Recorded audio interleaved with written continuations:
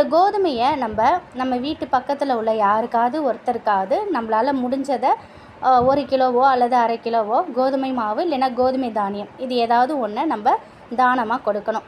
இதனால் நமக்கு சூரிய பகவானின் அருளாசி கிடைக்கும். இதனால் நம்முடைய தொழில், வேலை இதெல்லாம் நல்ல ஒரு முன்னேற்றம் ஏற்படும். அடுத்து நம்ம வீட்டு பக்கத்தில் உள்ள நவக்கிரக கோவிலுக்கு, சிவன் கோயில் இருந்தாலே அங்கே நவக்கிரகங்கிறது இருக்கும். அந்த நவக்கிரகத்தில் சூரிய பகவானுக்கு சிவப்பு நிற வஸ்திரத்தை நம்ம தானமாக கொடுக்கணும். நம்முடைய செல்வ வளத்தை அதிகரித்து கொடுக்கும். அதுக்காக தான் நம்ம அவங்களுக்கு சிவப்பு நிற வஸ்திரம் நம்ம கொடுக்குறோம்.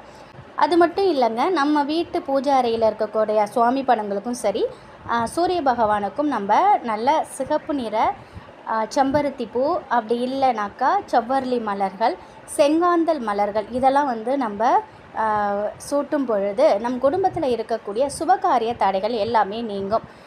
அது மட்டும் இல்லை, வெள்ளருக்கு செடி இருந்தது அப்படின்னா அதற்கு